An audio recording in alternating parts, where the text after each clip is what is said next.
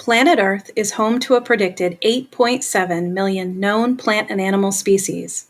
The unifying characteristic shared by all is that each are vying for their spot on this rock hurtling through space. If we take a look at Florida alone, one of the most ecologically diverse and sensitive states of all 50, we find it hosts an array of over 30,000 animal species and nearly 3,000 native plant species. And who wouldn't want to live here? We've got gorgeous views, amazing weather nearly year-round for outdoor activities, and we don't pay income tax. The Sunshine State's human inhabitants are currently experiencing a 14% increased growth rate, more than twice the national average. In fact, the Florida Fish and Wildlife Conservation Commission predicts that by 2060, should current trends persist, Florida will be home to over 18 million new human residents. This influx of tenants will be responsible for the destruction of approximately 6 million acres of natural land currently hosting wild species, as it will soon be claimed by roads, shopping malls, and subdivisions. For Florida wildlife, being able to call their native state home now often means limited ranges and fragmented habitats. The best known example is the Florida panther. Its range was once one of the largest of any land mammal of the Americas, as far west as Arkansas and north as South Carolina. But the remaining 120 to 230 panthers in existence, of which only about 150 live here in Florida, now primarily make Southwest Florida their home, and that area's population growth of humans increases steadily with each passing day. Signs of habitat loss and fragmentation are all around us, whether they be due to climate change, disease, roadways, deforestation, agriculture, or property development. They're all indicators that we've actively eliminated opportunities for wildlife to cohabitate with us. We need only use our eyes and our ears and pay close attention.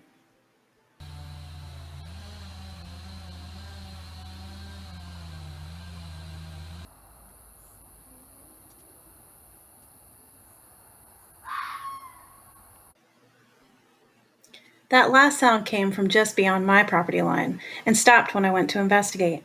The next rainy morning, vultures led me to the remains of a raccoon, likely struck by a car in the night.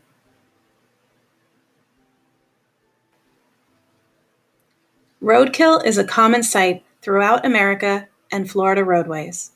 When the University of Florida did a study of the nearby Taylor County DMV roadkill statistics, they noted how the underestimated 1 million animals killed each year on highways pose a serious danger not only to those wildlife affected, but to drivers as well.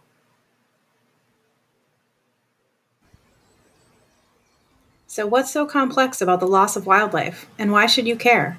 Birds are still singing, critters are still captured on security or trail cams in the night and in your backyard. It can't be that bad, right?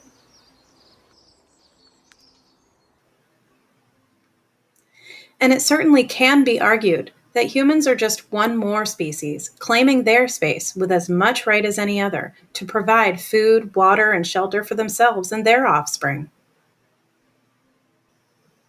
Part of the complexity is in the terminology with which the problem is addressed.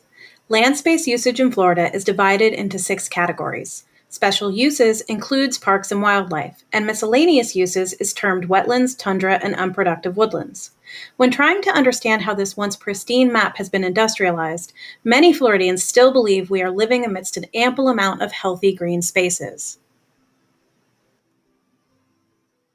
But a deep dive into the semantics of regulating Florida land use shows that these categories actually include commercial timber harvest. And according to the Florida Forestry Association, in 2014, Florida hosted over 15 million acres of working forest timberland, but that Florida's forests made up only 17 million acres total. This means that even all of the gorgeous pine forests we see as we drive along Florida roadways don't serve as proper habitats for many wildlife species, as they are routinely treated with chemicals and disturbed by harvest or controlled burns, creating giant spaces of fragmentation between natural green spaces. Another component to what makes humans sharing Florida with wildlife so complex is that the solutions to our invasive nature, implemented at this late stage of our dominating the space, can be very costly and planning not all that effective. Take, for example, Florida's efforts to assist wildlife in avoiding becoming roadkill with the implementation of many wildlife crossing structures. A 2014 study conducted in Collier, Lee, and Hendry counties by Florida Fish and Wildlife and various state geographical spatial scientists focused on Florida's wildlife impacted by roadways and investigated the most cost-effective way to select sites for crossing structures. Using methods of tracking panthers, their species of interest, compared to data records of traffic mortality for that species alone, the study concluded only that both methods were effective in revealing suitable placement for infrastructures in order to justify the use of money on these structures. Basically, we are down to catastrophically low numbers of the native Florida panther, and finding ways to help them thrive in the trivial remnants of their home range we've limited them to is not invigorating innovative action, but still calling on scientists to justify costs to protect them. And this doesn't even take into account the more undesirable species native to our state that also are contributing to those roadkill masses. It also fails to address these little-known facts about habitat loss for these other important neighboring Floridian species. Native songbirds such as the mockingbird or eastern bluebird shown here now compete with the European starling, a prolific non-native species introduced by humans. Less than 10 years ago, all one needed to do to entomb a gopher tortoise in its burrow, along with any other species sharing its home, was pay for an incidental take permit when building on Florida land. Thankfully today, federal law aims to protect this keystone species and requires that all developed land first be surveyed and all gopher tortoise burrows be excavated and their homeowners carefully relocated. If you're a Floridian, chances are you've happened upon a possum. You might think they're ugly, scary, or nasty creatures. Not me. I happen to think they're adorable. In all actuality, they're fastidiously clean, totally nearsighted, and amazing pest reducers. Personally, they're my favorite. Speaking of favorites, oh yeah, I like vultures too. Did you know these guys aren't circling their food? What they're typically doing is flying for fun, riding the thermal updrafts. They have excellent senses of eyesight and smell. And I promise you, we do not want to live in a world full of carrion not cleaned up by vultures. Ugh. So you want to help. What can you do? It can be totally overwhelming. But the great thing about a complex issue like habitat loss is that there are countless ways that connect you to your local habitats, which means there are a ton of ways to be proactive about sharing this state and this planet with the non-human species who also call it home. If you're already wanting to help, you've taken the first step. The next step is to make connections in your own life to the other species around you. Get to know the native inhabitants of your neighborhood or your region or your state. Pay attention to where your goods come from and how they affect those inhabitants. Be conscientious, stay connected, get outside. It's that easy. One thing most Floridians can do is create corridors. Florida wildlife live in fragmented habitats.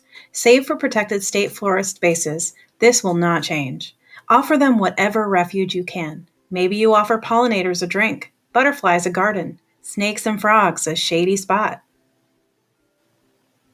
If you have or plan to have a yard, opting for ground cover varieties over grass requires little to no maintenance and provides natural places for refuge for critters of the day and night.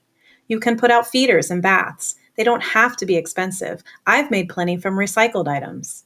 You can plant native plants and utilize pesticide, insecticide-free options in your green spaces.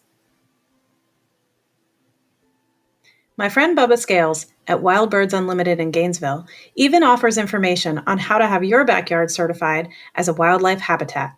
Don't have a backyard? You can still get in touch with local schools and businesses with green spaces and be proactive about helping them get their certifications. When you're away from home, remember there are countless members of Florida wildlife's population, navigating pathways and roads just like you, but they don't have the protection of a vehicle. Pay attention when driving, or better yet, drive less and bike and walk more. When you venture outside the home, also leave no trace. This isn't just in green spaces, but all outdoor spaces. All of our trash ends up in their homes. Put trash in appropriate receptacles. Degrading wild spaces is harmful to all wildlife. Find out where your food comes from. More demand for big agriculture means more natural spaces are converted to agricultural land use, one of the biggest contributors to habitat loss in our state. Opt for supporting local farmers whenever possible. You can offer up your time and assistance at one of Florida's wildlife centers. A quick Google search will point you in the direction of one who may be anxiously awaiting your call. Many need help with husbandry, educating the public, grant writing, and other duties, as they are typically funded by donations and grants alone. Florida is a land of water, and there is certainly no shortage of ways to enjoy its beautiful blue offerings. Which means there's no shortage of ways to offer up help in cleaning its aquatic habitats. Because clean aquatic habitats are happy aquatic habitats. Just ask this guy. Your vote matters.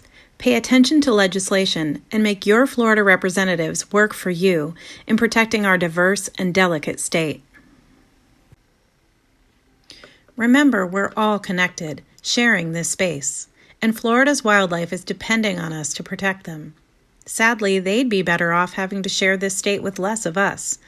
I don't know about you, but I don't think I would love living here the same. With less of them.